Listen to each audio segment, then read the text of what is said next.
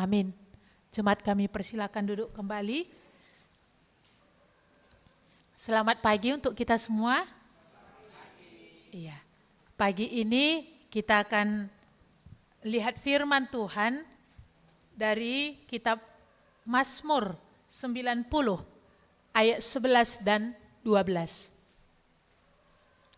Mazmur 90 ayat 11 dan 12.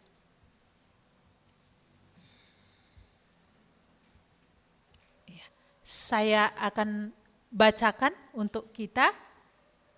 Siapakah yang mengenal kekuatan murkamu dan takut kepada gemasmu?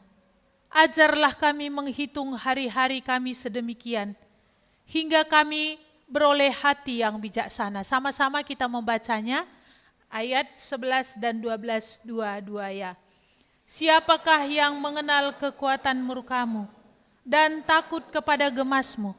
Ajarlah kami menghitung hari-hari kami sedemikian, sehingga kami beroleh hati yang bijaksana. Ajarlah kami menghitung hari-hari kami sedemikian. Menghitung hari-hari, kenapa bukan tahun ya? Iya.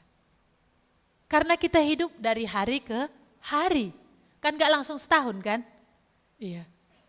Kalau lupa kita menjalani artinya, ya kita jalani saja hari ke hari, terkejut tadi ya, udah 25, aduh kalau 24 kayaknya masih pemuda ceria gitu ya, 25, aduh terkejut, apalagi nanti udah ulang tahun 60, aduh udah 60, gak terasa gitu ya, apalagi kalau udah 73, gerbangnya sudah mulai terbuka. Aduh, gimana ini? Iya, makanya tadi Tuhan lewat firman ini, Musa mengajak umat Israel dan juga kita hari ini. Ajarlah kami menghitung hari-hari. Hari-hari ada 24 jam ya. Tetapi berapa detik? Berapa menit? Inikah yang kita hitung? Hari ini akan berlalu. Kalau kita menghitung tahun, seolah-olah besok masih ada. Tetapi kalau kita menghitung hari, hari ini kita lewatkan, ini akan berlalu. Dan gak akan pernah kita jumpai lagi. Ini tadi MC ingatkan kita ya, sudah di penghujung tahun 2023, minggu pertama Desember. Juga terkejut, ntar lagi udah mau tahun baru, aduh gak terasa. Iya, sepertinya memang tidak terasa, karena kita lupa mengamati tiap menit dalam setiap hari itu.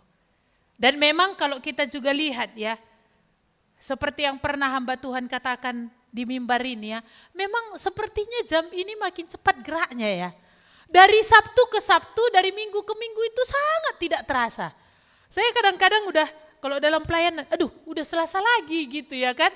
Karena kalau udah Sabtu seolah-olah ke Minggu ada dikit lamanya gitu. Tetapi begitu Minggu masuk Senin, waduh sepertinya cepat sekali jam-jam itu bergerak.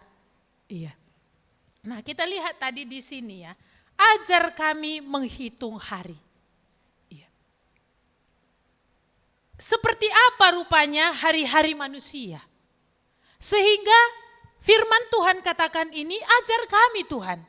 Iya, kalau di sini tadi ditulis ya, Bapak Ibu bisa baca mulai ayat 1 nanti sampai ayat ke-12 ini. Di ayat yang ke-4b dikatakan, hari manusia itu seperti giliran jaga di waktu malam. Gimana giliran jaga di waktu malam?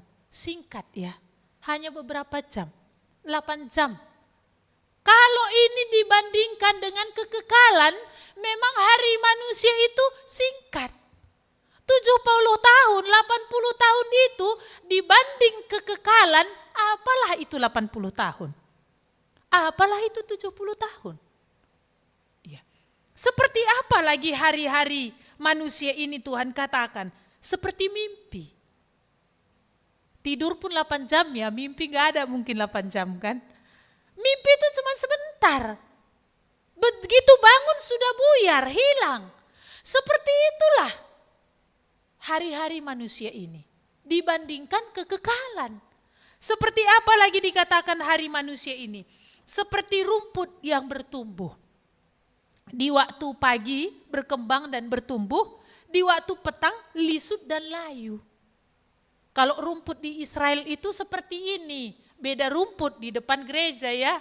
Kayaknya dari bulan ke bulan, kalau nggak kemarau, nggak layu dan nggak lisut. Tapi karena di Israel cuacanya ekstrim, apalagi padang gurun ya. Ini kan perjalanan di padang gurun. Apakah doa Musa ini sudah melewati padang gurun atau ini sedang berjalan di padang gurun? Ini kan banyak tafsiran ya. Tetapi yang jelas kita melihat kalau di perjalanan mereka di padang gurun itu rumput itu paginya segar tapi sorenya sudah layu karena cuaca yang begitu panas. Sudah lisut, hanya seperti itulah. Iya. Kalau kita lihat ya foto gitu ya, dulu ganteng-ganteng, cantik-cantik gitu yang dipajang gitu ya. Tapi begitu berkaca lihat kenyataan, sudah, iya. Syukur-syukur kalau sekarang uban itu justru dianggap tren ya. Dianggap tren seperti itu kayak apa ya, satu mode gitu ya. Satu mode yang malah orang muda pengen rambutnya cepat ubanan. Maka di bleaching kan begitu ya. Sehingga kadang-kadang uban itu hari ini tidak lagi sesuatu yang momok. Tapi banyak yang melihat ini sesuatu yang momok. Nah kita lihat tadi di sini, inilah singkatnya hidup. Hari ini pun kita tidak terasa tadi ya, sudah masuk bulan Desember. Akan berlalu lagi tahun ini. Tetapi tadi di sini kita melihat bagaimana tadi manusia tadi hidupnya hanya 70 tahun. Kalau kuat 80, tetapi hari-harinya dilalui kebanggaannya, malah dikatakan kebanggaannya. Kenapa?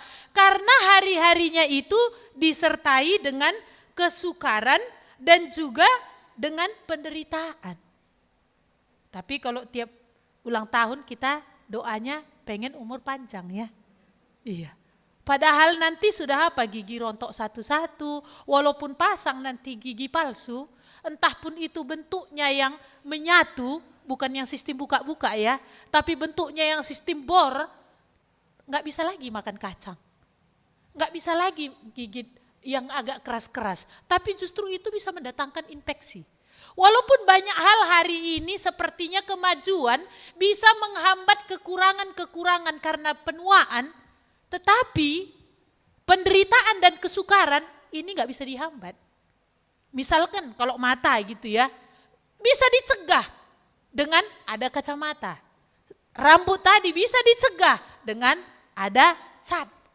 Ada banyak, sepertinya gigi tadi bisa tambal gitu ya dengan gigi palsu. Tetapi kenyataan, penderitaan dan kesukaran yang menyertai ini gak bisa. Lutut yang semakin melemah. Tadi Bapak di depan udah bilang ya, masih 46 kali ya. Tetapi sudah punggung sudah berbicara ketika angkat beban. Kenapa? Ini udah mengalami kemerosotan. Iya. Singkat, terbatas, fana. Itulah cuman manusia. Iya. Tetapi di sini tadi kita melihat bagi Musa siapakah Tuhan? Melihat keberadaan diri manusia yang hanya seperti rumput, mudah lisut dan layu. Melihat hari-hari tadi seperti mimpi dan melihat tadi seperti giliran jaga malam. Musa tadi menaruhkan harapannya sepenuhnya kepada Tuhan. Musa menaruhkan perlindungannya sepenuhnya kepada Tuhan. Dan bukan hanya bagi dirinya, tapi bagi seluruh bangsa Israel yang dia pimpin.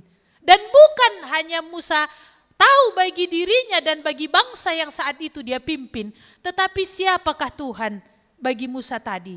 Tempat perteduhan dari turun temurun. Bukan hanya bagi Abraham, Ishak, Yakub, tetapi bagi dia dan generasinya. Tapi bahkan inilah Tuhan menjadi tempat perlindungan, tempat perteduhan. Iya. Kalau dibilang tempat perlindungan dan tempat berteduh, apa yang kita ingat? Rasa apa yang ada di sana? Aman. Rasa nyaman. Maka berlindung di dalam Tuhan itu ada aman, ada nyaman. Kenapa? Karena Tuhan ini adalah Tuhan yang kekal. Kan sering ada pepatah ya mengatakan, gak ada orang hidup 2 kali. Kalau 2 kali, satu termen melakukan kesalahan, termen berikutnya udah bisa menjadi pembelajaran. Oh, bagian liku yang ini kemarin aku salah. Soal misalkan, oh teman hidup kemarin aku termen pertama salah. Jangan pikirkan ini termen pertama pernikahan pertama ya. Lalu karena pernikahan pertama salah, ganti pernikahan kedua. Bukan begitu. Kalau hidup 2 kali bisa, mungkin orang akan bisa belajar untuk termen yang kedua. Dalam pernikahan dulu aku salah, gak tanya Tuhan. Menjadi ukurannya adalah mataku. Bukan apa kata Tuhan. Jadi untuk yang berikut ini aku gak mau salah. Seperti apapun nanti datang atas asal itu pimpinan Tuhan, aku akan terima. Karena cantik itu cuma berapa hari itu. Ganteng itu cuma berapa hari itu. Begitu lihat tabiatnya, hilang ganteng sama cantiknya. Gak ada lagi rasanya itu. Tetapi begitu tabiatnya yang kelihatan, gantengnya tadi bisa makin tambah. Cantiknya itu pun bisa makin tambah. Iya. Masalahnya manusia gak ada hidup 2 kali. Hanya sekali. Tetapi kita lihat Tuhan. Sudah berapa generasi manusia ada di bumi ini. Tetapi Tuhan tetap ada. Mulai dari kekekalan sebelum segala sesuatu ada. Dan bahkan kepada kekekalan sampai segala sesuatu akan berakhir. Tetapi bukan dia. Yang berakhir adalah dunia ini. Maka kita melihat kalau dari segi kebijaksanaan, apa yang kurang? Apa yang kurang di dalam Tuhan? Dalam kebijaksanaan, dalam kasih, dalam kekudusan, dalam kesempurnaan kebesaran, dalam kehebatan. Sejarah sudah menuliskan. Termasuk hari ini, bagaimana Musa melihat dengan mata kepalanya sendiri, Tuhan itu benar-benar tempat perlindungan. Tuhan itu adalah benar-benar tempat perteduhan. Itu berawal ya dari Israel yang dengan tangan Tuhan yang perkasa mengeluarkan dari perbudakan Mesir. Kalau bukan Tuhan yang mengeluarkan, Israel jadi apa? Tetap jadi budak. Tetapi karena Tuhan keluarkan dengan memakai Musa, mereka keluar. Dan bagaimana Tuhan juga menjadi tempat perteduhan di bawah kejaran Firaun ketika ada di depan Laut Teberau. Bagaimana sesuatu yang mustahil dan gak pernah sepanjang hidup laut itu terbelah. Tetapi kali itu Tuhan membelah laut supaya Israel bisa berjalan dan air itu seperti tembok kiri dan kanan. Tapi begitu orang Mesir melewati tentaranya, air tadi bagi orang Israel seperti tembok, tetapi bagi orang Mesir air itu justru memusnahkan. Dan bagaimana perjalanan mereka di padang gurun selama 40 tahun. Ada banyak hal yang mengancam. Tetapi tiap kali Musa datang berseru kepada Tuhan, dia melihat bagaimana Tuhan memberikan pertolongan demi pertolongan. Makanya Musa tadi katakan, Tuhan, Engkau tempat perteduhan kami. Engkau tempat perlindungan kami. Di dalam Engkau kami rasakan keamanan di tengah banyak ancaman. Perjalanan kita di dunia ini kan sama halnya dengan perjalanan Israel di padang gurun ya. Ini padang gurun dunia. Banyak hal yang mengancam. Ada banyak masalah. Cuaca yang ekstrim gitu, bukan cuacanya soal hujan dan kemarau saja, cuaca hati, cuaca lingkungan banyak yang ekstrim. Ini mengganggu banyak kenyamanan, mengganggu pikiran, mengganggu perasaan, mengganggu semuanya. Iya, kalau kita lihat ya, sebagaimana Tuhan katakan di dalam kitab Nabi Yesaya itu, bahwa manusia itu, bumi ini pun tidak obahnya hanya seperti setitik air di dalam timba. Pulau-pulau seperti neraca di atas timbangan. Kalau pulau pun seperti sebutir debu di atas timbangan, kita ini apalagi ya? Kalau dunia ini pun seperti setitik air di dalam timba, kita ini apa ya? Jadi memang kalau bagi Tuhan, segala pergumulan dan permasalahan kita ini apa bagi dia ya? Kita mungkin udah rasanya besar sekali, tetapi bagi Tuhan itu apalah? Tetapi kita lihat tadi ya, dalam Tuhan memimpin bangsa Israel keluar dari perbudakan Mesir dan membawa berjalan di padang gurun, dia nggak perlu turun. Dia cukup bisa memakai Musa. Tapi untuk membebaskan manusia dari perbudakan dosa, Allah yang sedemikian besar itu harus turun. Dan dia mau turun. Kita melihat begitulah besarnya masalah dosa. Begitulah besarnya masalah yang memisahkan kita dengan Allah ini. Kenapa? Karena tuntutan dosa itu adalah kematian. Maka itu yang harus kita bayar.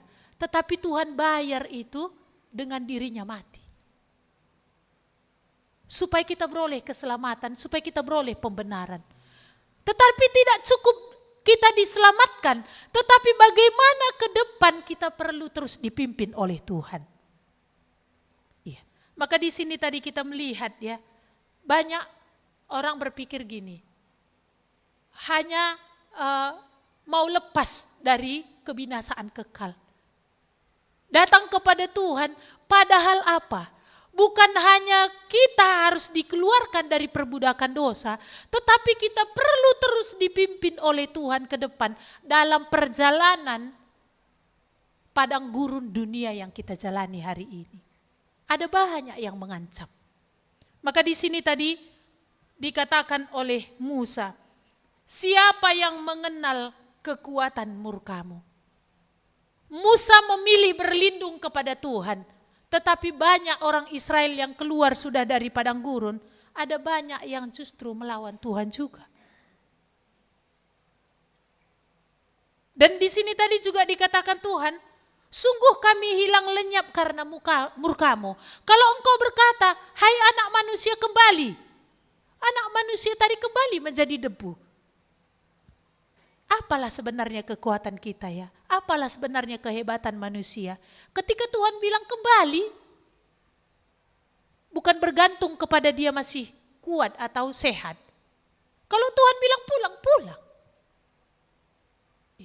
Tetapi siapa yang mengerti murka Allah ini?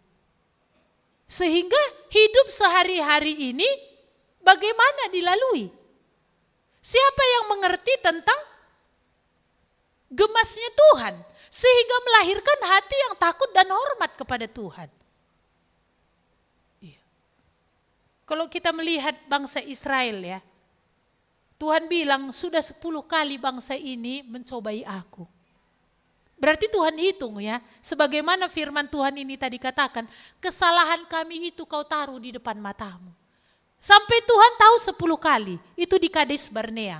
Ketika Tuhan bilang, pergi untuk mengintai tanah Kanaan.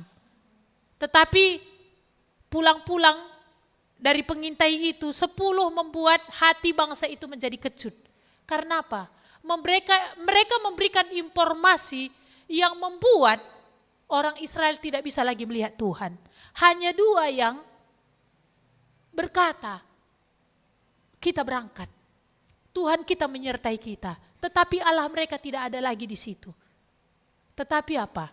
Orang Israel lebih memilih informasi yang 10 ini tadi. Sehingga mereka bersama-sama mau melempari Yosua dan Kaleb. Kita melihat di sini ya. Kenapa? Karena mereka tidak bisa melihat dan menganggap enteng dan menganggap sepi semua yang sudah Tuhan buat dalam perjalanan di padang gurun itu. Ketika ada air pahit, Tuhan hanya bilang kepada Musa, Musa ambil kayu kering itu, lemparkan ke air itu. Di mana logikanya air kering membuat air yang pahit berubah menjadi manis? Ketika mereka kehabisan stok akan makanan, mereka bersungut-sungut. Tuhan bilang, besok pagi Musa, kau akan lihat, aku akan menurunkan roti dari surga untuk kamu pungut tiap-tiap hari. Secukupnya, jangan simpan. Tetapi hari ke-6 kamu kutip 2 kali lipat. Karena hari ke-7 aku tidak turunkan. Karena hari ke-7 ada Sabat. Dan kita lihat bagaimana Tuhan menggenapi janjinya. Turun roti dari surga mereka hanya kutip. Seperti sisik-sisik ikan dikatakannya. Tapi ada yang ngumpulkan banyak, takut besok enggak ada. Berarti enggak dengar firman Tuhan. Dengar tapi enggak percaya. Kutip 2 kali lipat, simpan. Berubah menjadi ulat. Bau busuk seluruh perkemahan. Hari ke-7 Tuhan bilang, enggak kuturunkan, maka kutip 2 kali pada hari ke-6. Ada yang enggak mau kutip. Kenapa? Karena enggak dengar juga, enggak dengarkan. Maka hari ke-7 dia keluar tak dapat apa-apa.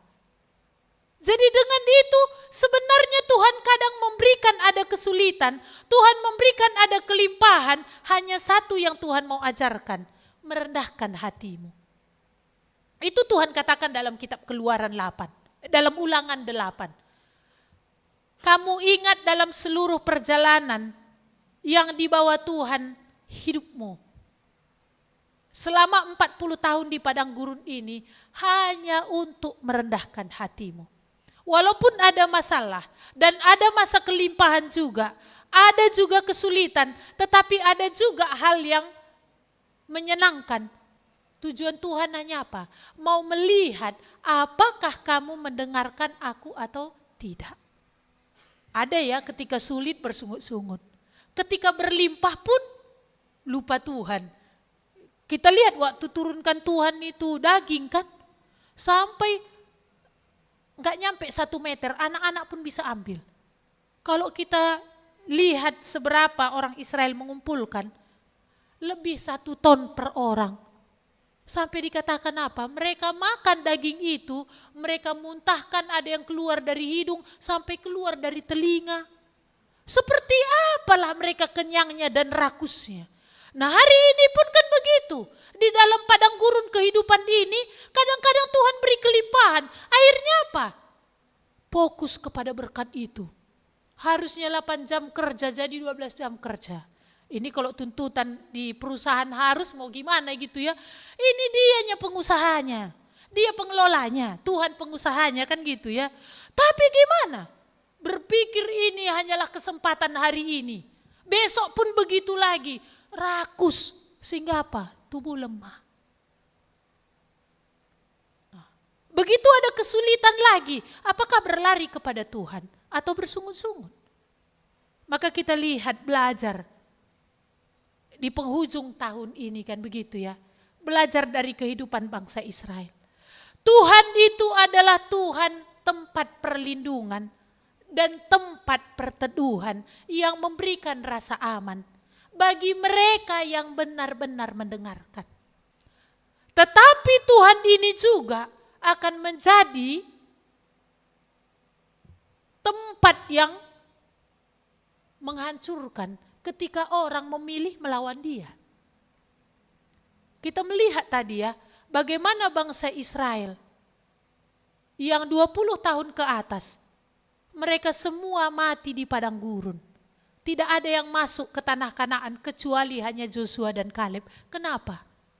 Mereka tidak belajar bagaimana menghormati Tuhan. Mereka tidak belajar bagaimana takut akan Tuhan.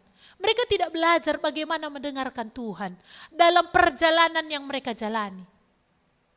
Seolah-olah Tuhan itu kayak apa mereka buat ya? Kayak anak-anak kali ya. Mereka suka-sukanya berbicara, suka-suka mereka bertindak, seolah-olah Tuhan itu lebih dari anak-anak pun mereka perlakukan. Maka di sini tadi Musa katakan, Tuhan siapa yang mengerti? gemasmu? Siapa yang mengenal kekuatan murkamu? Satu bangsa bisa Tuhan pimpin melewati padang gurun. Tetapi juga semua mereka habis di padang gurun yang 20 tahun ke atas itu. Kalau kita lihat ya satu bangsa ya melewati padang gurun Sin itu, melewati padang gurun Sinai itu, kalau ada orang yang nekat, ini jarang yang selamat. Bukan hanya karena ekstrimnya cuaca, tapi banyak ancaman binatang liar dan juga orang-orang pelancong. Tadinya bukan niatnya untuk merampok, tetapi karena tekanan, kebutuhan di tengah perjalanan, bisa lahir niatnya untuk merampok. Begitulah perjalanan di padang gurun.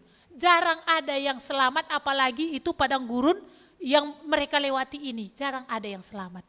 Tapi bagaimana satu bangsa bisa selamat dan terpelihara selama 40 tahun, tidak menanam dan tidak menuai, tetapi segala kebutuhan mereka tercukupi. Sudah terbukti bahwa Tuhan itu Tuhan yang besar, Tuhan itu Tuhan yang perkasa untuk menjadi tempat perlindungan dan tempat perteduhan. Apalah itu keluarga kita kan? Berapa isinya di dalam? Ada 2. Ada orang bilang gini sama saya, kau apa yang gak bisa kau bilang, anakmu gak ada. Gak ada yang minta uang sekolah. Gak ada juga yang artinya pokoknya gak banyak kali lah pengeluaranmu. Apa yang gak bisa kau katakan bahwa Tuhan itu bisa mencukupkan. Saya juga pernah dalam ketidakpercayaan waktu dulu. Bukan masalahnya kekurangan. Cukup pun ketika gak percaya gelisahnya. Banyak pun ketika gak percaya takutnya. Jadi masalahnya di sini bukan soal banyak anggota keluarga itu. Atau sedikit, atau sendiri. Tetapi di situ apa yang menjadi masalah? Ketidakpercayaan. Gak percaya. Kalau ini gimana? Maka ada lagi, kalau memang mau buat alasan bisa juga ya. Itu dulu. Hari ini kalau tadi ada Musa di depan, mungkin aku bisa yakin. Nanti ngomong semua orang Israel yang dipimpin Musa, tutup mulutmu. Aku ada ikut bersama Musa juga aku gak percaya. Jadi jangan kau bilang kalau ada Musa di depanku mungkin aku percaya. Nanti mereka ini yang akan bangkit jadi saksi. Sebagaimana Ratu Syeba akan menjadi saksi untuk orang-orang yang gak datang kepada Kristus. Aku Salomo aja ku dengar gimana hikmatnya, aku datang. Tapi kamu Kristus, Allah itu sendiri yang datang, kamu gak pernah datang. Ini yang akan bangkit menjadi saksi. Jadi kalau mau buat alasan banyak ya. Tapi masalahnya di situ sebenarnya apa? Ketidakpercayaan. Tidak percaya akan Tuhan ini. Maka kalau kita lihat di sini tadi ya, engkau tempat perteduhan dari turun temurun. Dalam hati saya ya, kenapa ya sampai Tuhan membuat seperti ini dulu Israel itu? Mengapa ya dia buat Israel itu tidak jalan dari kota Filistin? Bukan hanya karena Tuhan bilang ya kamu nanti memilih mundur ketika ada peperangan. Tapi apa? Supaya akan menjadi kesaksian dari zaman ke zaman. Bahwa Allah itu bisa dipercayai. Sudah ada contohnya membawa satu bangsa berjalan di padang gurun. Bukan di Taman Eden. Kalau membawa satu bangsa di Taman Eden semua tercukupi. Sudah ada semua. Ya iyalah kita bilang ya. Sudah banyak stoknya di situ. Tapi ini Tuhan izinkan semua stok itu habis. Supaya yang terlihat siapa? Bahwa Tuhan itu benar menjadi tempat perlindungan. Bahwa Tuhan itu benar menjadi tempat perteduhan. Iya. Jadi apakah di dalam perjalanan kita selama ini ya, ini evaluasi hari-hari yang kita jalani. Apakah Tuhan tadi menjadi tempat perlindungan kita dan perteduhan kita? Atau justru ini kita bangkitkan amarahnya? Atau justru kita bangkitkan gemas Tuhan? Seperti Tuhan katakan dalam kitab Roma itu. Apakah engkau menganggap sepi kekayaan, kemurahan, kesabaran, dan kelapangan hati Allah? Kalaupun hari ini masih aman di dalam dosa, bukan berarti Tuhan itu bisa ditokoh-tokohi. Kalaupun hari ini belum ada dampak dari dosa itu, bukan berarti Tuhan itu enggak lihat, dan bukan berarti Tuhan itu tidak hitung. Hanya apa? Bersyukur dia masih sabar. Tapi kita lihat, kapan batas kesabaran Tuhan? Karena Tuhan bilang, tidak ada seorang pun bisa mempermain-mainkan Tuhan. Maka hari ini tadi diingatkan kita oleh Musa, ajar kami Tuhan. Ajar kami menghitung hari-hari kami ini. Melihat hari ini Tuhan, bagaimana kami hidup. Melihat bahwa Engkau Allah yang tidak bisa dipermainkan, tetapi Engkau juga Allah yang sangat kuat dan hebat untuk menjadi tempat perlindungan. Ajar kami Tuhan, supaya kami memiliki hati bijaksana. Apakah kebijaksanaan? Tuhan katakan, kebijaksanaan itu adalah ketika takut akan Tuhan. Itulah kebijaksanaan. Ketika menghormati Tuhan, itulah bijaksana. Ketika takut. Tetapi adalah kebodohan, Tuhan katakan, mau sekolah tinggi seperti apapun. Tapi Tuhan katakan tetap bodoh ketika seseorang itu tidak takut Tuhan. Kenapa? Karena dia sebenarnya sedang berjalan untuk menghancurkan hidupnya sendiri. Kan bodoh kalau ada orang gitu berjalan, udah dia lihat jurang atau dia lihat api gitu ya, dia memilih untuk loncat ke dalam. Ini orang bilang akan bodoh. Tetapi itulah yang Tuhan katakan. Maka di sini tadi kita ingat ya, ajar kami Tuhan. Ini menjadi doa Musa untuk menghitung hari-hari ini, supaya kami bijaksana. Hari ini, bagaimana aku menjalani hari ini? Apakah hari ini aku memilih untuk berlindung kepada Tuhan? Apakah dalam seluruh masalahku yang ada hari ini, aku memilih untuk berlindung kepada Tuhan? Aku memilih untuk datang kepada Tuhan? Atau di dalam masalahku saat ini, aku memilih justru bersungut-sungut sama Tuhan? Menyalahkan Tuhan. Tiap kali ya di perjalanan padang gurun itu, justru banyak Tuhan menyatakan diri lewat permasalahan yang mereka alami. Itu menjadi kesempatan Tuhan menyatakan dia besar. Kalau tadi nggak ada air pahit, mereka kan nggak bisa lihat bahwa ternyata kayu kering pun bisa Tuhan pakai membuat air manis.